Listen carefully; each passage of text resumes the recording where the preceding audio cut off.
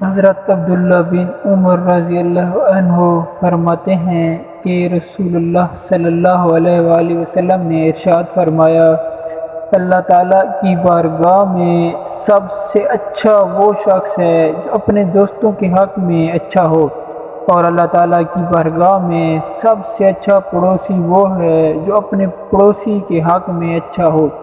مستدرک امام حاکم، حدیث نمبر 7295۔ حضرت ابو ہریرہ رضی اللہ عنہ فرماتے ہیں کہ رسول اللہ صلی اللہ علیہ وآلہ وسلم نے ارشاد فرمایا، میری امت میں سابقہ امتوں والی بیماریاں ہوں گی۔ صحابہ اکرام نے پوچھا، یا رسول اللہ صلی اللہ علیہ وآلہ وسلم، سابقہ امتوں والی بیماریاں کیا ہیں؟ آپ صلی اللہ علیہ وآلہ وسلم نے ارشاد فرمایا، اکڑ اترنا، مال جمع کرنا، دنیا میں زیادہ دلچسپی، ایک دوسرے کے ساتھ چھپائی ہوئی دشمنی رکھنا، ایک دوسرے کے ساتھ حسد کرنا، بغاوت کرنا۔ مستدرک امام حاکم، حدیث نمبر 7311۔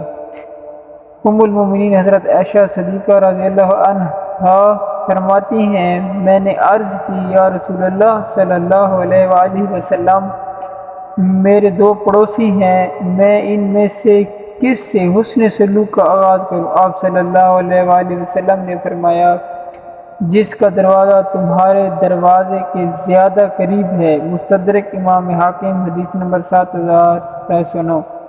حضرت ابو ہریرہ رضی اللہ عنہ فرماتے ہیں کہ رسول اللہ صلی اللہ علیہ وآلہ وسلم نے ارشاد فرمایا، جو شخص ایمان کی حلاوت محسوس کرنا چاہتا ہے وہ اپنے مسلمان بھائی کے ساتھ فقط اللہ تعالیٰ کی رضا کی خاطر محبت کرے۔ مستدرک امام حاکم، حدیث نمبر 7312۔